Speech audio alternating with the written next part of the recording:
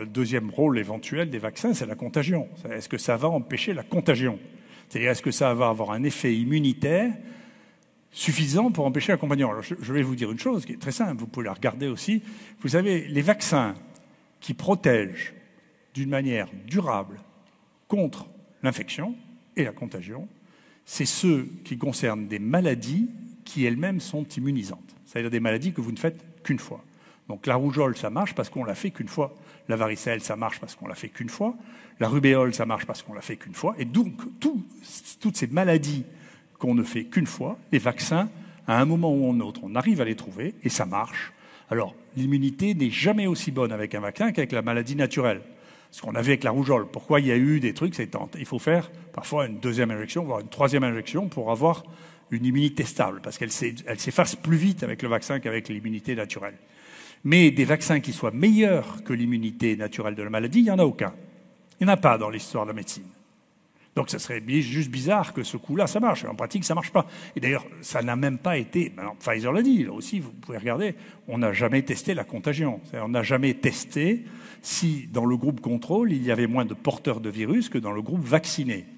On a regardé chez les gens qui étaient malades et hospitalisés, sur un nombre qui, je crois, n'était pas suffisant, mais en tout cas, ils l'ont fait. Tandis que le portage, c'est-à-dire la contagion, on ne l'a pas testé. Ça n'a jamais été testé. Et sur cette chose qui n'a jamais été testée, on a dit qu'il faut tester toute la population, vaccinée, protégée, et ça marche, avec une durée de la protection vis-à-vis de l'hospitalisation de forme grave qui est incomplète, mais qui est partielle et qui va durer 3 à 4 mois. Donc, avec ça, vous ne pouvez pas... Et là non plus, si vous voulez regarder, alors ils ont arrêté maintenant parce que finalement, c'était ennuyeux, mais sur le site de Johns Hopkins, si vous regardez le Covid, Johns Hopkins Covid, vous regardez, et vous pouvez regarder parce qu'il y a le nombre de cas déclarés, le nombre de morts déclarés et le nombre de vaccins qui sont faits, et si vous arrivez à trouver un endroit où le vaccin a arrêté l'épidémie ou arrêté les morts, eh bien vous êtes fort, moi je n'ai pas trouvé.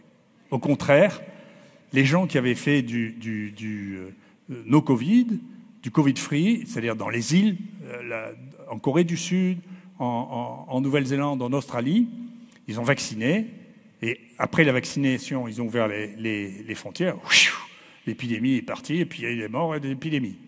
Donc il n'y a pas les Anglais et les Israéliens qui ont fait les premières stratégies de vaccination massive.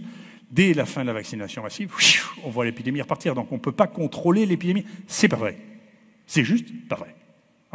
Et donc ça, c'est pas non plus... Moi, je ne veux pas discuter de qui que ce soit. Je veux bien discuter en face des images. Mais regardez, on peut toujours dire elles ne sont pas parfaites. Là, si, mais enfin, quand même, si ça avait arrêté les choses, on le verrait. Moi, je vous regardez, là aussi, quand je vous parle des vaccins de maladies immunisantes. Vous regardez, je les ai publiés une fois, je crois, vous regardez quand ça marche, un vaccin, mais vous voyez, la maladie disparaît, mais c'est fini.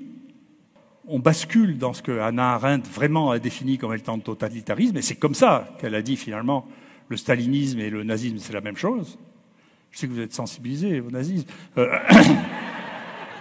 C'est la même chose, c'est-à-dire le totalitarisme, ça n'est pas de dire vous devez respecter la loi, parce que ça, bien sûr, on doit respecter la loi, qui théoriquement est la volonté de la majorité, mais ça ne veut pas dire que vous devez penser comme la loi. Vous pensez ce que vous voulez, mais vous appliquez la loi. Et donc, ce qui s'est passé dans le totalitarisme, c'est qu'on condamnait les gens parce qu'ils osaient penser autrement que ce que pensaient les gens qui les dirigeaient. C'est ça le totalitarisme, c'est les gens qui veulent rentrer dans votre pensée. Bon.